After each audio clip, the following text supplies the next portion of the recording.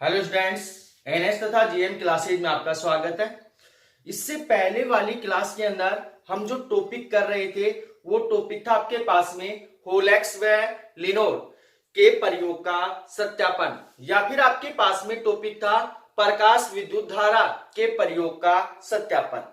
तो डायग्राम बना के हमने उसको अच्छे से समझ लिया था। अब आपके पास में जो होलेक्स व लिनोर के प्रयोग का जो सत्यापन था उससे क्या निष्कर्ष निकल के बाहर आए थे, उन निष्कर्षों के बारे में, उन परिणामों के बारे में हम क्या कर रहे थे, जानकारी प्राप्त कर रहे थे। जिसके अंदर आपके पास में फर्स्ट पॉइंट था आपके पास में प्रकाश विद्युत धारा पर आपतित प्रकाश की तीव्रता का प्रभाव। तो प्रकाश जो विद्युत धारा है उसके ऊपर आपतित प्रकाश की तीव्रता का क्या प्रभाव पड़ेगा, कल हमने इसको अच्छे से समझ लिया था।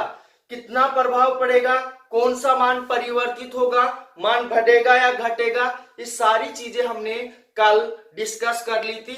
तो इसको थोड़ा सा दोबारा से रिपीट कर लेते हैं कि जब आपके पास में विभवांतर व आपतित प्रकाश की जो आवृत्ति है उसको नियत रखकर तीव्रता का मान बढ़ाया जाता है। किसका मान बढ़ाया जाता है? तीव्रता का मान बढ़ाया जाता है। तो उत्सर्जित जो फोटोनों की संख्यात्मक मान है, जो फोटोन है उनके उत्सर्जित होने का जो संख्यात्मक मान है वो क्या होता है? बढ़ता है। जब फोटोनों के उत्सर्जित होने का संख्यात्मक मान बढ़ता है तो आपके पास में इलेक्ट्रॉनों के उत्सर्जित होने का संख्यात्मक मान भी क्या होगा? बढ़ेगा। और जब इलेक्ट्रॉनों का संख्यात्मक मान बढ़ेगा तो प्रकाश विद्युत धारा का मान भी क्या होगा? बढ़ेगा। संभव बात है, जब इलेक्ट्रॉनों का मान बढ़ेगा तो आपके पास में जो प्रकाश विद्युत धारा है उसका मान भी क्या होता है? बढ़ता है। तो कल यही डिस्कस कर रहे थे और हमने प्रकाश विद्युत धारा और तीव्रता के मध्य जब ग्राफ खींचा था तो क्या प्राप्त हुआ था? एक सरल रेखा प्राप्त हुई थी। क्योंकि जैसे जैसे हम तीव्रता का मान बढ़ाते जाते हैं वैसे वैसे आपके पास में प्रकाश विद्युत धारा का मान क्या होने लगता है? बढ़ने लगता है। क्यों बढ़ने लगता है? इसका रीजन आपको पता होगा, क्योंकि आपके पास में उत्सर्जित इलेक्ट्रॉनों का संख्यात्मक मान भी क्या होने लगता है? बढ़ने लगता है। जब आपके पास में उत्सर्जित इलेक्ट्रॉनों का संख्यात्मक मान बढ़ेगा तो आपके पास में प्रकाश विद्युत धारा का मान भी क्या होगा? बढ़ेगा। तो यहाँ पे आपके पास में अगर आपसे क्वेश्चन पूछ लिया जाए कि उत्सर्जित इलेक्ट्रॉनों का संख्यात्मक मान किसके कारण बढ़ता है, तो यहाँ पे आपके पास में इसका जवाब होगा कि आपतित प्रकाश की तीव्रता बढ़ाने के ऊपर उत्सर्जित इलेक्ट्रॉनों का संख्यात्मक मान क्या होता है? बढ़ता है। तो इस बात को ध्यान रखना भाई। अब सेकंड आपके पास में है प्रकाश विद्युत धारा पर विभवांतर का प्रभाव। तो विभवांतर का क्या प्रभाव पड़ेगा उसके बारे में अभी क्या करेंगे? चर्चा करेंगे।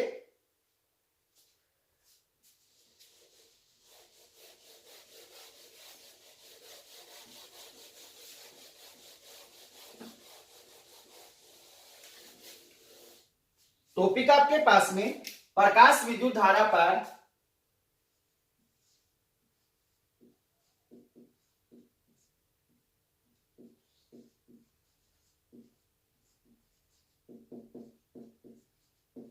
विभवांतर का प्रभाव।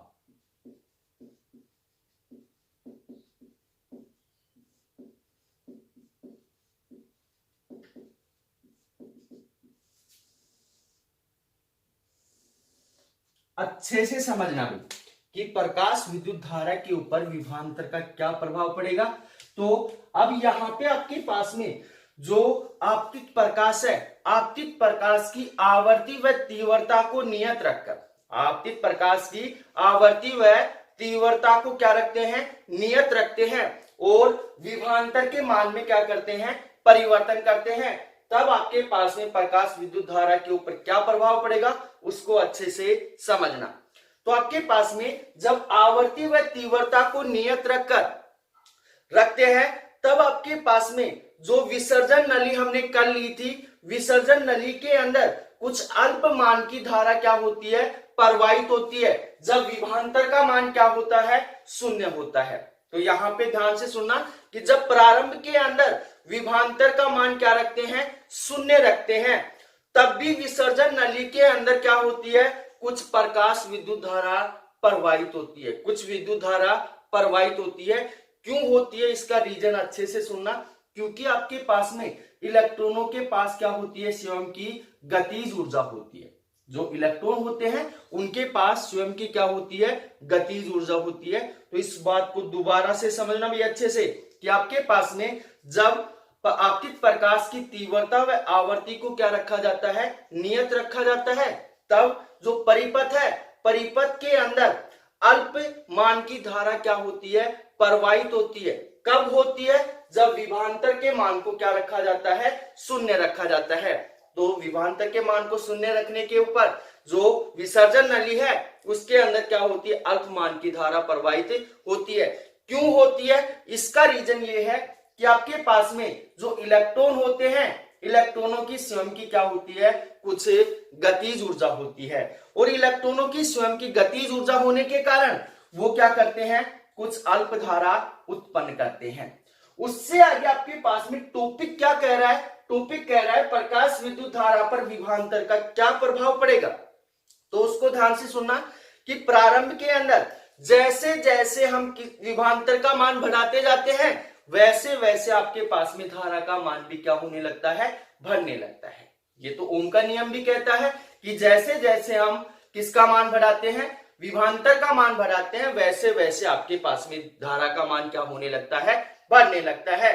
परंतु यहाँ पे आपके पास में कौन सी धारा है, प्रकाश विद्युत धारा है। तो प्रकाश विद्युत धारा का मान क्या होने लगता है, बढ़ने लगता है। उसके पश्चात एक निश्चित विभवांतर के ऊपर आपके पास में एक निश्चित विभवांतर के पश्चात विभवांतर का मान अगर और बढ़ाया जाता है तो धारा के मान में कोई परिवर्तन नहीं होता है, धारा का मान क्या हो जाता है, नियत हो जाता है। तो आपके पास में उस बिंदु को क्या बोलेंगे, संतृप्त प्रकाश विद्युत धारा बोलेंगे।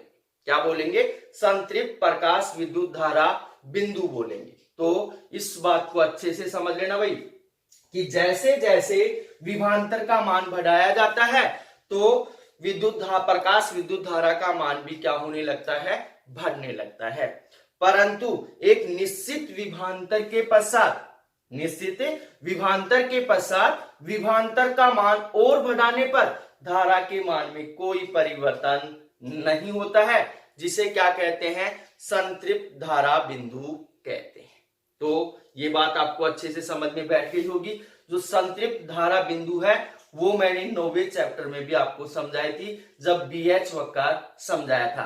तो वही यहाँ पे होगा कि आपके पास में विभवांतर के निश्चित मान के पश्चात विभवांतर का मान चाहे आप कितना ही बढ़ा दो परंतु धारा के मान में कोई परिवर्तन नहीं होता है। तो उस बिंदु को क्या कहते हैं, संतृप्त धारा बिंदु कहते हैं। ये 9वें चैप्टर में समझा दिया था BH वक्र जब मैंने सैतीले वक्र जब मैंने आपको समझाया था। तो अब उससे आगे आपके पास में विभवांतर इलेक्ट्रोड के ऊपर जो आपने इलेक्ट्रोड लगा रखे हैं विसर्जन नली के ऊपर, उसमें दिक् परिवर्तक जो आपने स्विच लगाया है उस स्विच से क्या करते हैं, इलेक्ट्रोड के ऊपर विपरीत दिशा में विभवांतर का मान क्या करते हैं, धीरे धीरे कम करते हैं। तो विपरीत दिशा में विभव का मान धीरे धीरे करते हैं तो एक स्थिति ऐसी आती है कि एक निश्चित विभव के ऊपर या विभवांतर के ऊपर क्या होता है, धारा का मान शून्य हो जाता है। तो उस निश्चित वोल्टा को हम क्या कहते हैं, आपके पास में उसको बोलते हैं आपके पास में अंतक या निरोधी विभव। क्या बोलते हैं, अंतक या निरोधी विभव। तो अंतक या निरोधी विभव की डेफिनेशन मैं पहले भी लिखवा चुका हूं कि अंतक या निरोधी विभव क्या होता है। तो इलेक्ट्रोड पर विपरीत दिशा में विभव का वह मान जो धारा के मान को क्या कर देता है, शून्य कर देता है। तो उस वोल्टा को क्या कहते हैं, अंतक या निरोधी विभव कहते हैं। तो इसको दोबारा से सुनना कि दिक् परिवर्तक स्विच की सहायता से इलेक्ट्रोडों पर विपरीत दिशा में विभव का मान एक निश्चित मान के ऊपर धारा के मान को क्या कर देता है, शून्य कर देता है। तो उस निश्चित वोल्टा को क्या कहते हैं, अंतक विभव या निरोधी विभव कहा जाता है। तो अब आपके पास में इसका ग्राफ बनाएंगे, ग्राफ बाद में बनाएंगे, पहले इसको लिखेंगे कैसे उसको अच्छे से समझना।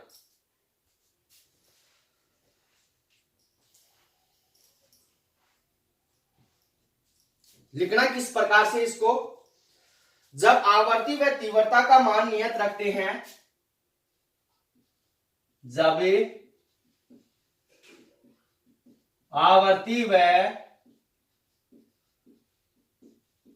तीव्रता का मान नियत रखते हैं,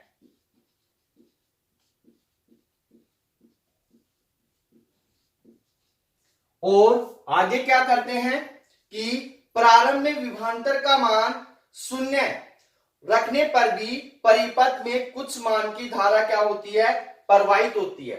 आगे लिखेंगे, प्रारंभ में विभवांतर का मान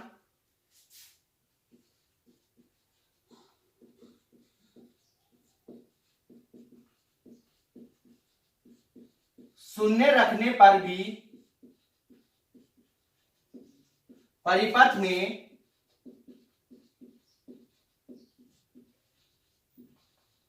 कुछ मान की धारा प्रवाहित होती है।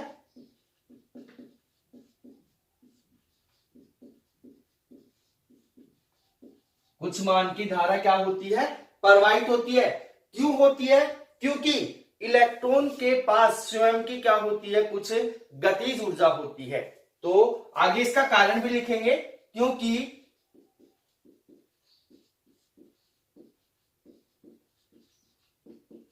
इलेक्ट्रॉनों के पास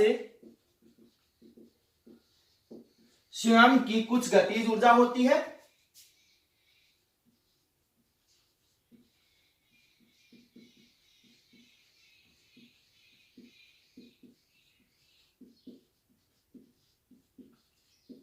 स्वयं की क्या होती है, कुछ गतिज ऊर्जा होती है। तो अब उससे आगे आपके पास में क्या करेंगे कि इसके पश्चात जैसे जैसे विभवांतर का मान बढ़ाया जाता है तो धारा, प्रकाश विद्युत धारा का मान भी बढ़ता जाता है। तो आगे लिखेंगे, इसके पश्चात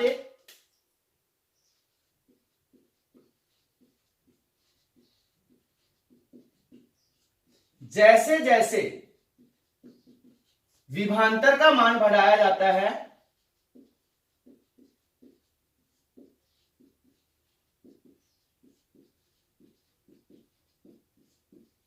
विभवांतर का मान बढ़ाया जाता है, वैसे वैसे प्रकाश विद्युत धारा का मान भी क्या होने लगता है, बढ़ने लगता है। तो वैसे वैसे प्रकाश विद्युत धारा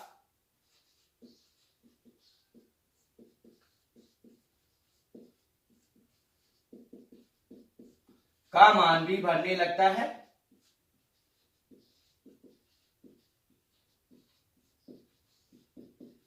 बढ़ने लगता है। अब आपके पास में जैसे जैसे हम विभवांतर का मान बढ़ाते जाएंगे वैसे वैसे प्रकाश विद्युत धारा का मान भी बढ़ने लगेगा, परंतु एक निश्चित विभवांतर के पश्चात विभवांतर का मान और बढ़ाने पर धारा के मान में कोई परिवर्तन नहीं होता है, धारा का मान नहीं बढ़ता है, धारा का मान वहां क्या हो जाता है, नियत हो जाता है। तो उस बिंदु को क्या बोलेंगे, संतृप्त धारा बिंदु बोलेंगे। तो आगे क्या लिखेंगे,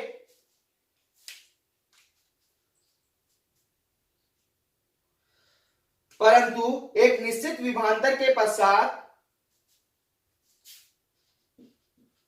परंतु एक निश्चित विभवांतर के पश्चात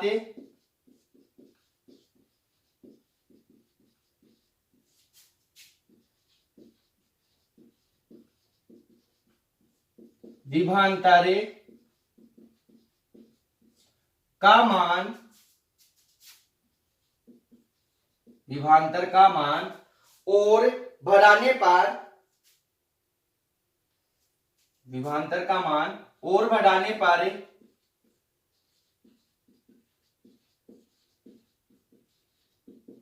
धारा के मान में, धारा के मान में कोई परिवर्तन नहीं होता है।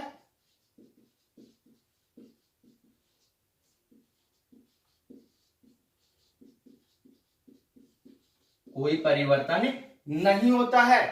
अब आपके पास में निश्चित विभवांतर के पश्चात धारा के मान में कोई परिवर्तन नहीं होता है, तो इसे क्या कहते हैं? इसे संतृप्त धारा अवस्था कहते हैं। तो इसे संतृप्त धारा अवस्था कहते हैं। संतृप्त धारा अवस्था कहते हैं या संतृप्त धारा बिंदु कहते हैं।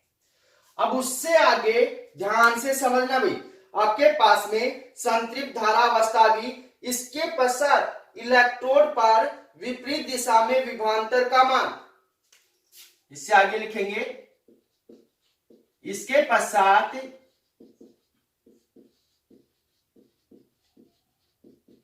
इलेक्ट्रोड पर विपरीत दिशा में विभवांतर का ऋणात्मक मान बढ़ाने से, विपरीत दिशा में विभवांतर का ऋणात्मक मान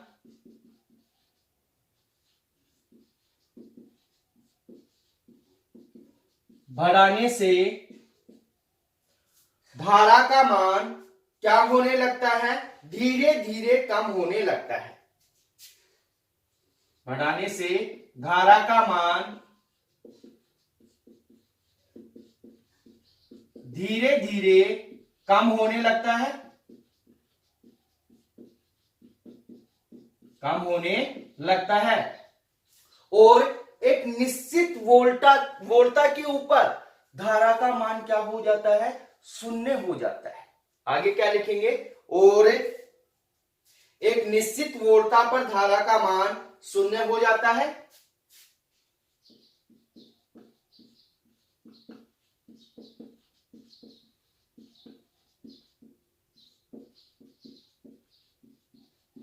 निश्चित वोल्टा पर धारा का मान शून्य हो जाता है। इस निश्चित वोल्टा को क्या कहते हैं भाई? निरोधी विभव या अंतक वोल्टा कहते हैं। इस निश्चित वोल्टा को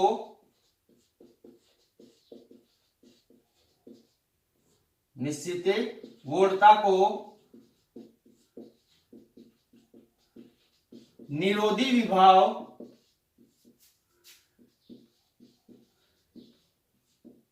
या अंतक वोल्टा कहते हैं। तो भाई निरोधी विभव अंतक वोल्टा की डेफिनेशन को अच्छे से समझ लेना। वोल्टा कहते हैं। तो ये हो गया आपके पास में प्रकाश विद्युत धारा पर विभवांतर का प्रभाव।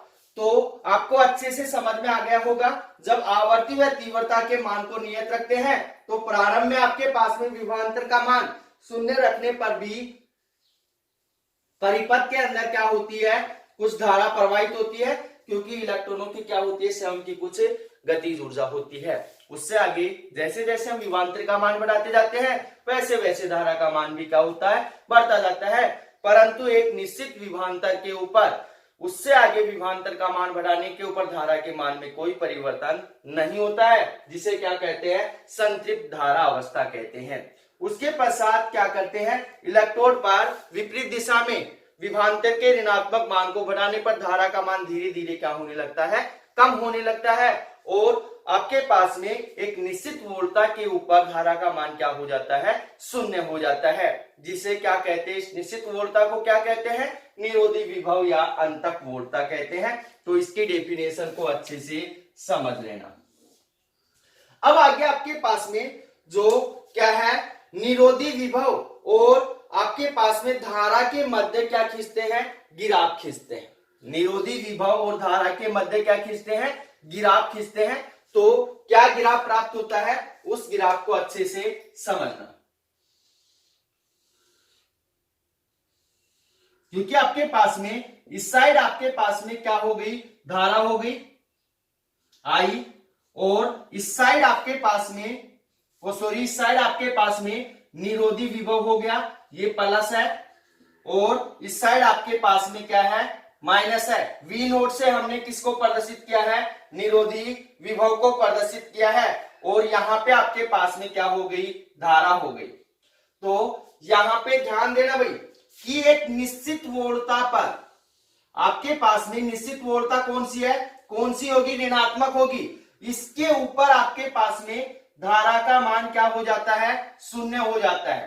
तो आपके पास में जैसे जैसे हम विभवांतर का मान बढ़ाएंगे वैसे वैसे आपके पास में धारा का मान भी क्या होगा, बढ़ता जाएगा। यहाँ पे I1 हो गया, यहाँ पे आपके पास क्या हो गया, I2 हो गया, और यहाँ पे आपके पास क्या हो गया, I3 हो गया। तो यहाँ पे ध्यान देना भाई कि यहाँ 0 से क्यों नहीं स्टार्ट हुआ, 0 से इसलिए नहीं स्टार्ट हुआ क्योंकि आपके पास इसके अंदर मैंने पहले ही बता दिया है कि प्रारंभ में विभवांतर का मान शून्य रखने पर भी परिपथ में कुछ मान की धारा क्या होती है, प्रवाहित होती है, क्योंकि इलेक्ट्रॉनों की स्वयं की क्या होती है, कुछ गतिज ऊर्जा होती है।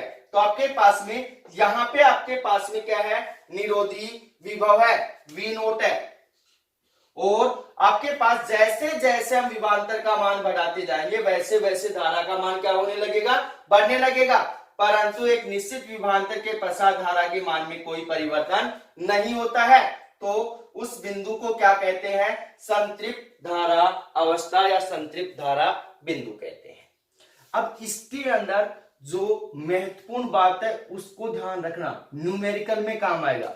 यदि आपके पास में इलेक्ट्रॉन जो है उसका निरोधी विभव कितना है, V नोट है, तो उत्सर्जित इलेक्ट्रॉन की अधिकतम गतिज ऊर्जा कितनी होगी। यदि आपके पास में जो उत्सर्जित इलेक्ट्रॉन है उसका निरोधी विभव कितना है, V नोट है, तब आपके पास में उत्सर्जित इलेक्ट्रॉन की अधिकतम गतिज ऊर्जा कितनी होगी, उसको अच्छे से समझना। तो यहां लिख रहा हूं मैं एरो का निशान लगाकर, यदि इलेक्ट्रॉन का निरोधी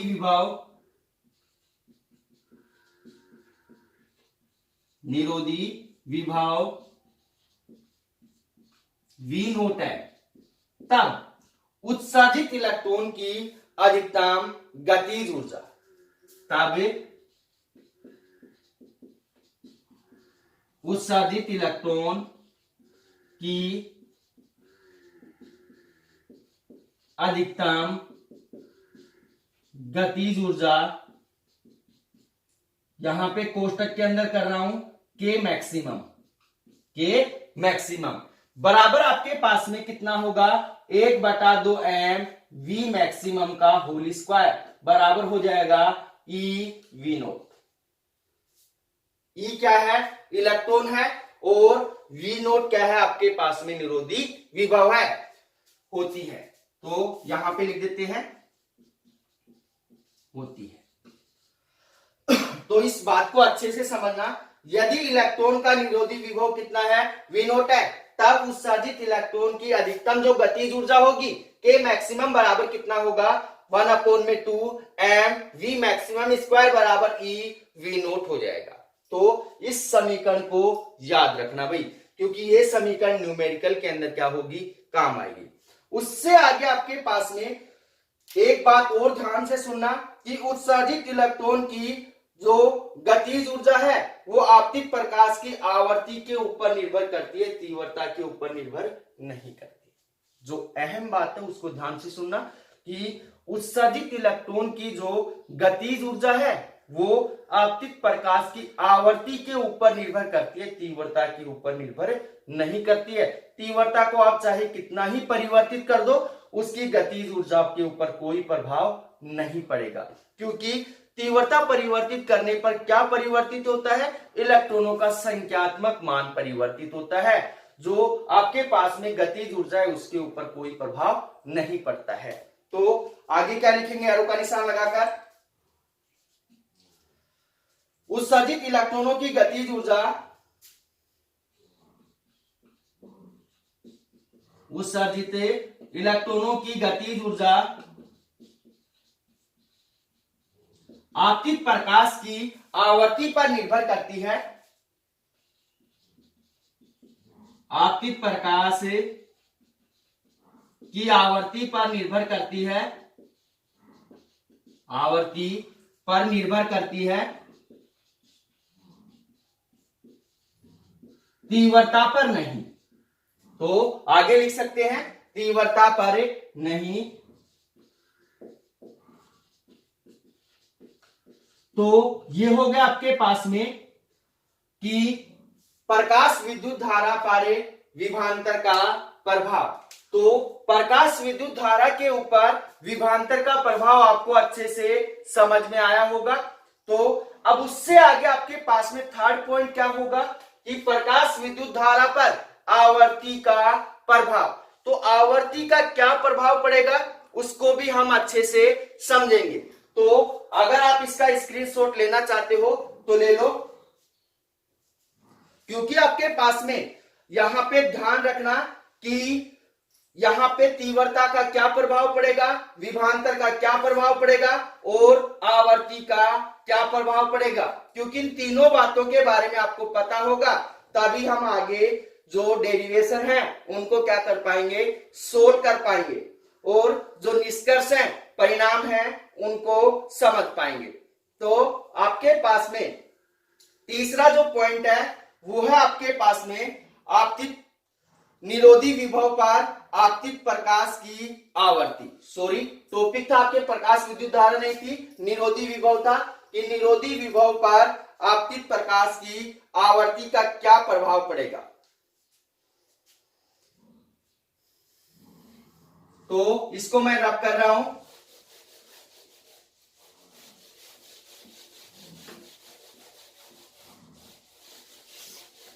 टॉपिक क्या है आपके पास में कि निरोधी विभव पर आपतित प्रकाश की आवर्ती का प्रभाव। इस टॉपिक को भी अच्छे से समझना भाई। थर्ड पॉइंट आपके पास में निरोधी विभव पर आपतित प्रकाश की आवर्ती का प्रभाव, की आवर्ती का प्रभाव। तो क्या प्रभाव पड़ेगा अच्छे से समझना। तीनों पॉइंट आपको अच्छे से समझ में आने चाहिए। पहला आपके पास में प्रकाश विद्युत धारा पर तीव्रता का प्रभाव, दूसरा पॉइंट आपके पास में प्रकाश विद्युत धारा पर विभवांतर का प्रभाव और तीसरा है आपके पास में निरोधी विभव पर आपतित प्रकाश की आवर्ती का प्रभाव।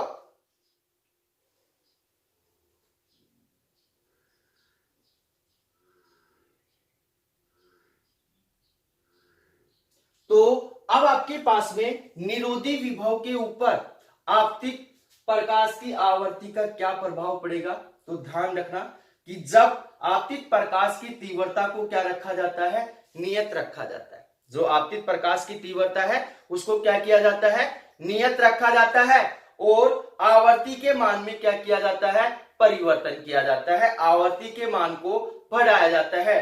तो जब आवर्ती के मान को हम बढ़ाते हैं तो आपके पास में कौन सा मान बढ़ता है भाई, जब तीव्रता के मान को बढ़ाते हैं तो कौन सा मान बढ़ता है, इलेक्ट्रॉनों का संख्यात्मक मान क्या होता है, बढ़ता है। परंतु जब आवर्ती को हम बढ़ाएंगे तो आपके पास में निरोधी जो विभव है, निरोधी विभव का संख्यात्मक मान क्या होता है, बढ़ता है। तो ध्यान रखना भाई, तीव्रता को बढ़ाने के ऊपर इलेक्ट्रॉनों का संख्यात्मक मान बढ़ता है, परंतु आवर्ती को बढ़ाने के ऊपर किसका मान बढ़ता है, निरोधी विभव का संख्यात्मक मान बढ़ता है। और निरोधी विभव का जब संख्यात्मक मान बढ़ेगा तो आपके पास में जो उसकी गतिज ऊर्जा है उसके मान में क्या होती है, वृद्धि होती है। और गतिज ऊर्जा के मान में वृद्धि होगी तो आपके पास में किसका मान बढ़ेगा, आपके पास में जो आपके पास में जो प्रकाश विद्युत धारा है उसका मान भी क्या होता है, बढ़ता है। तो आपके पास में यहां पे अच्छे से समझना कि दोबारा से समझा रहा हूं इस टॉपिक को, निरोधी विभव पर आपतित प्रकाश की तीव्रता, कि जब आपके पास में आपतित प्रकाश की तीव्रता को क्या रखा जाता है, नियत रखा जाता है और आवर्ती के मान में क्या की जाती है, वृद्धि की जाती है। तो आवर्ती के मान में वृद्धि करते हैं तो जो निरोधी विभव है उसका संख्यात्मक मान क्या होता है, बढ़ता है। और निरोधी विभव का संख्यात्मक मान बढ़ने के कारण आपके पास में गतिज ऊर्जा के मान में क्या होती है, वृद्धि होती है। अब आपके पास में अलग अलग धातुओं के लिए जो निरोधी विभव है उसका मान क्या होता है, अलग अलग होता है। तो इस बात को ध्यान रखना कि अलग अलग धातुओं के लिए निरोधी विभव का मान क्या होगा, अलग अलग होगा। इसका ग्राफ कैसा होगा वो हम बाद में डिस्कस करेंगे। लिखेंगे कैसे, इसको अच्छे से समझना भाई, कि आपतित प्रकाश की तीव्रता को नियत रखकर आपतित प्रकाश की तीव्रता को नियत रखकर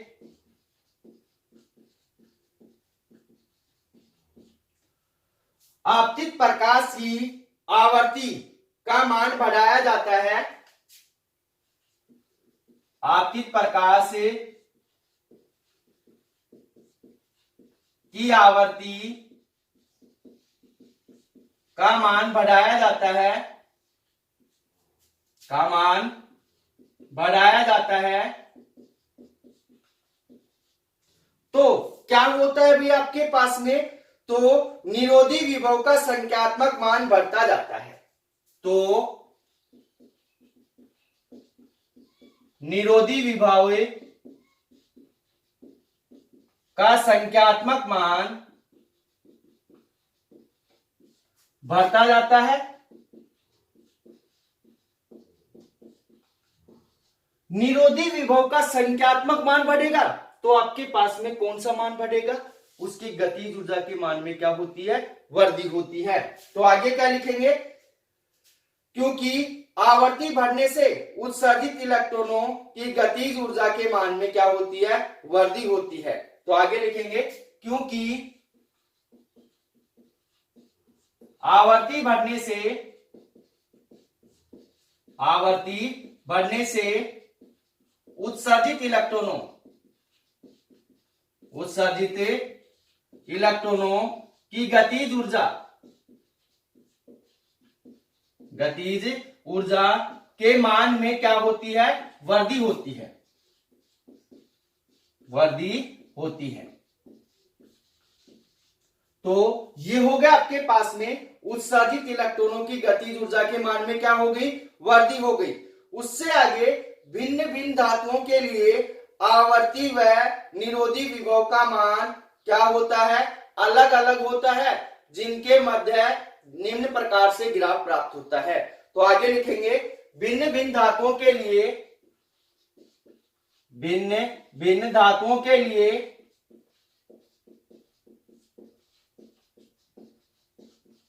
आवर्ती व निरोधी विभव का मान, आवर्ती व निरोधी विभव का मान भिन्न भिन्न होता है या अलग अलग होता है, अलग अलग होता है, जिसका ग्राफ निम्न प्रकार प्राप्त होता है, निम्न प्रकार प्राप्त होता है। तो इसको अच्छे से समझना भाई, ग्राफ कैसा प्राप्त होगा कि आपके पास में एक साइड क्या होगा, आपके पास में विद्युत धारा होगी और एक साइड आपके पास में क्या होगा, निरोधी विभव होगा। तो इस साइड मान लिया आपके पास में विद्युत धारा है और इस साइड आपके पास में क्या है, निरोधी विभव है। तो इस साइड प्लस का होगा निरोधी विभव और इस साइड किसका होगा, माइनस का होगा। निरोधी विभव का मतलब माइनस ही आता है ज्यादातर। तो आपके पास में यहां पे ध्यान देना कि इसका ग्राफ कैसा प्राप्त होगा, ऐसा प्राप्त होगा।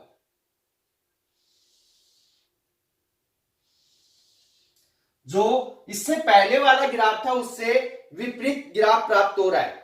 तो यहां पे आपके पास में V01 मान लो, यहां V02 मान लो, V03 मान लो।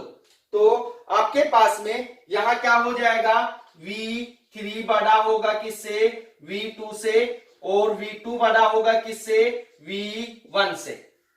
तो यहां पे उल्टा हो जाएगा। तो ध्यान रखना कि निरोधी विभव पर आपतित प्रकाश की आवर्ती का क्या प्रभाव पड़ेगा, आवर्ती बढ़ाने पर जो क्या है, निरोधी विभव का संख्यात्मक मान बढ़ता है और संख्यात्मक मान बढ़ने के कारण गतिज ऊर्जा बढ़ती है।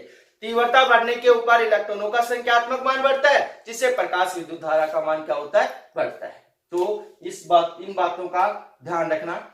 उससे आगे आपके पास में इसी के अंदर एक टॉपिक और समझा देता हूं कि मान लिया आपके पास में दो अलग अलग धातुएं हैं, तो उनका आवर्ती और निरोधी विभव के मध्य क्या खींचते हैं, ग्राफ खींचते हैं। इस साइड मान लिया आपके पास में क्या है, निरोधी विभव है, क्या है, निरोधी विभव, और इस साइड आपके पास में मान लिया क्या है, आवर्ती है। और इन दोनों का अलग अलग क्या खींचते हैं, ग्राफ खींचते हैं। तो आपके पास में दो धातु हैं, एक धातु मान लिया आपके पास में ए है, दूसरी धातु क्या है आपके पास में बी है। तो इसके अंदर ध्यान रखना भाई कि आपके पास में जो बी धातु है उसका कार्य फलन क्या है, अधिक है, क्योंकि उसकी आवर्ती का मान क्या है, अधिक है। क्योंकि यहां पे आपके पास में जो बी धातु है उसकी आवर्ती का मान क्या है, अधिक है, तो कार्य फलन का मान भी क्या होगा, अधिक होगा। और जो ए धातु है उसकी आवर्ती का मान क्या है, कम है, तो आवर्ती का मान कम होगा तो तरंग दैर्ध्य का मान क्या होगा, अधिक होगा। तो दोनों बातें एरो का निशान लगाकर लिखेंगे। फर्स्ट एरो का निशान लगाकर क्या लिखेंगे, बी धातु का कार्य फलन अधिक है, बी धातु का कार्य फलन अधिक है, क्योंकि आवर्ती का मान, क्योंकि आवर्ती का मान अधिक है, क्या है, अधिक है।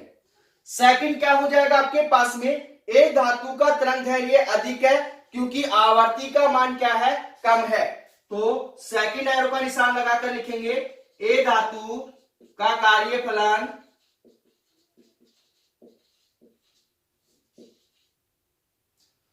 क्या है, कम है, क्योंकि आवर्ती का मान भी क्या है, कम है। और आपके पास में तरंग दैर्ध्य का मान क्या है, अधिक है, क्योंकि आवर्ती का मान कम है, परंतु तरंग दैर्ध्य का मान क्या है, अधिक है, परंतु तरंग दैर्ध्य का मान अधिक है। तो ये बात आपको अच्छे से समझ में आ गई होगी कि जो ए धातु है, ए धातु के अंदर आपके पास में तरंग दैर्ध्य का मान अधिक होगा तो आवर्ती का मान संभव बात है क्या होगा, कम होगा, क्योंकि आवर्ती और तरंग दैर्ध्य एक दूसरे से क्या होते हैं, व्युत्क्रमानुपाती होते हैं। परंतु आपके पास में बी धातु का कार्य फलन क्या होगा, अधिक होगा। क्यों होगा, क्योंकि उसकी आवर्ती का मान क्या है, अधिक है, क्योंकि इसकी आवर्ती का मान क्या है, अधिक है। कार्य फलन मैंने करवाया था, डब्ल्यू नोट बराबर क्या आया था, एच आपके पास में न्यू नोट आया था। तो आवर्ती अधिक होगी तो कार्यफलन भी क्या होगा, अधिक होगा। तो ये होगा आपके पास में निरोधी विभव पर आपतित प्रकाश की आवर्ती का प्रभाव।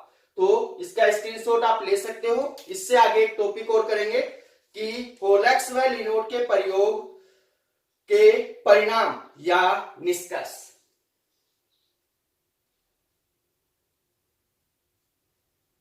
तो इसको रब कर रहा हूं मैं।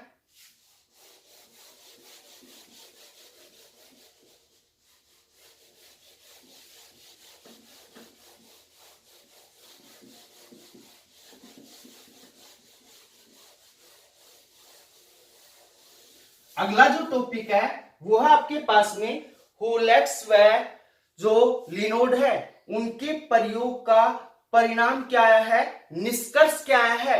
इतनी देर से हम जबरदस्ती माथापच्ची कर रहे हैं तो उनका निष्कर्ष क्या निकला है, उस निष्कर्ष के बारे में क्या करेंगे, जानकारी प्राप्त करेंगे। तो टॉपिक आपके पास में होलेक्स व लिनोड के प्रयोग का परिणाम या निष्कर्ष।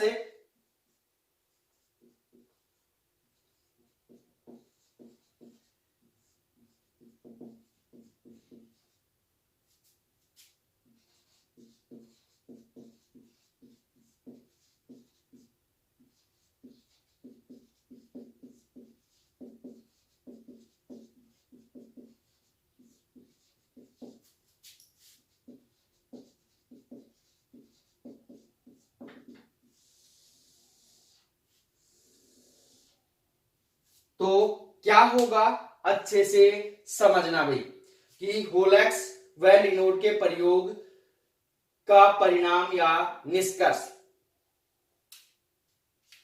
तो फर्स्ट क्या है कि आपके पास में जब किसी धातु के पृष्ठ के ऊपर क्या निष्कर्ष आए हैं, फर्स्ट निष्कर्ष सुन लेना अच्छे से कि जब किसी धातु के पृष्ठ के ऊपर उच्च आवर्ती का क्या डालते हैं, प्रकाश डालते हैं, तो इलेक्ट्रॉन तुरंत क्या होने लगते हैं, उत्सर्जित होने लगते हैं। उत्सर्जित होने में समय नहीं लगता है। तो पहली बात आपको अच्छे से समझ में आ गई होगी कि जब किसी धातु के पृष्ठ के ऊपर उच्च आवर्ती का क्या डालते हैं, प्रकाश डालते हैं, तो इलेक्ट्रॉन उत्सर्जित होने में समय नहीं लगता है, तुरंत क्या होने लगते हैं, उत्सर्जित होने लगते हैं। तो फर्स्ट एरो का निशान लगाकर क्या लिखेंगे, फर्स्ट एरो का निशान लगाकर लिखेंगे जब धातु के पृष्ठ पर, जब धातु के पृष्ठ पर उच्च आवर्ती का प्रकाश डाला जाता है, उच्च आवर्ती का प्रकाश डाला जाता है, तो इलेक्ट्रॉन उत्सर्जित होने में समय नहीं लगता है। तो इलेक्ट्रॉन उत्सर्जित होने में समय नहीं लगता है, समय नहीं लगता है, तुरंत क्या होते हैं, उत्सर्जित होने लगते हैं, तुरंत उत्सर्जित होने लगते हैं।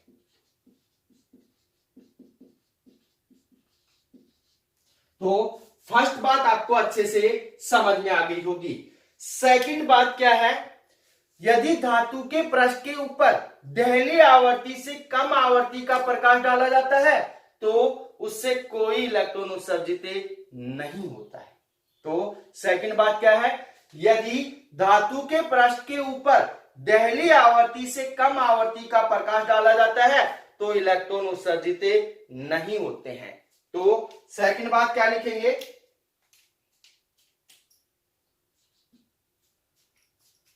धातु के पृष्ठ पर दहली आवर्ती से कम आवर्ती का प्रकाश डालने से धातु के पृष्ठ पर दहली आवर्ती से कम आवर्ती का प्रकाश, दहली आवर्ती से कम आवर्ती का प्रकाश डालने से इलेक्ट्रॉन उत्सर्जित नहीं होते हैं, इलेक्ट्रॉन उत्सर्जित नहीं होते हैं। उससे आगे आपके पास में चाहे तीव्रता का मान क्या हो, कुछ भी हो, यहां पे जो इलेक्ट्रॉन उत्सर्जित होंगे वो किसके ऊपर होंगे, निश्चित आवर्ती के ऊपर ही होंगे, चाहे तीव्रता कुछ भी हो। तो आगे लिखेंगे चाहे तीव्रता का मान कुछ भी हो, कुछ भी हो। तो ये हो गया आपके पास में सेकंड, इसका क्या आया है, रिजल्ट आया है। आगे आपके पास में थर्ड रिजल्ट क्या है कि आपके पास में प्रकाश के अंदर जो इलेक्ट्रॉनों की गतिज ऊर्जा होती है, प्रकाश के अंदर जो इलेक्ट्रॉनों की गतिज ऊर्जा होती है वो 0 से अधिकतम मान 1 के मध्य होती है। जो प्रकाश के अंदर इलेक्ट्रॉनों की जो गतिज ऊर्जा होगी वो 0 से 1 के मध्य होती है। तो थर्ड एरो का निशान लगाकर क्या लिखेंगे कि प्रकाश में इलेक्ट्रॉन की गतिज ऊर्जा, प्रकाश में इलेक्ट्रॉनों की गतिज ऊर्जा, गतिज ऊर्जा 0 से अधिकतम मान 1, 0 से अधिकतम मान 1 के मध्य होती है, 1 के मध्य होती है। तो इस बात का ध्यान रखना भाई, प्रकाश के अंदर इलेक्ट्रॉनों की अधिकतम गतिज ऊर्जा कितनी होगी, 0 से 1 के मध्य होगी। उससे आगे आपके पास में निरोधी विभव उत्सर्जित इलेक्ट्रॉन की अधिकतम गतिज ऊर्जा को व्यक्त करता है। तो ये बात भी आपको बता देता हूं कि जो निरोधी विभव होता है वो उत्सर्जित इलेक्ट्रॉन की अधिकतम गतिज ऊर्जा को क्या करता है, व्यक्त करता है। तो इसमें ही लिख दो आप कि क्या लिखेंगे, निरोधी विभव, निरोधी विभव उत्सर्जित इलेक्ट्रॉन, उत्सर्जित इलेक्ट्रॉन की अधिकतम गतिज ऊर्जा को व्यक्त करता है, अधिकतम गतिज ऊर्जा को व्यक्त करता है। आगे आपके पास में एक बात और लिख दो इसके अंदर कि जो निरोधी विभव है प्रकाश की तीव्रता पर निर्भर नहीं करता है और किसके ऊपर निर्भर करता है, आवर्ती के ऊपर निर्भर करता है। तो जो निरोधी विभव है प्रकाश की आवर्ती के ऊपर निर्भर करता है, तीव्रता पर निर्भर नहीं करता है। तो आगे हम इसके अंदर लिख सकते हैं कि निरोधी विभव, निरोधी विभव प्रकाश की आवर्ती, प्रकाश की आवर्ती पर निर्भर करता है, पर निर्भर करता है, तीव्रता पर नहीं, तीव्रता पर नहीं। चाहे तीव्रता कुछ भी हो उससे कोई लेना देना नहीं है निरोधी विभव को। तो निरोधी विभव किसके ऊपर निर्भर करता है, जो प्रकाश की आवर्ती है उसके ऊपर क्या करता है, निर्भर करता है। अगला जो टॉपिक है वो कल करेंगे क्योंकि क्लास ज्यादा लंबी हो जाएगी। अगर वीडियो आपको पसंद आया है तो वीडियो को लाइक कीजिए, शेयर कीजिए तथा हमारे YouTube चैनल को सब्सक्राइब कीजिए। तो मिलते हैं एक छोटे से ब्रेक के बाद। धन्यवाद।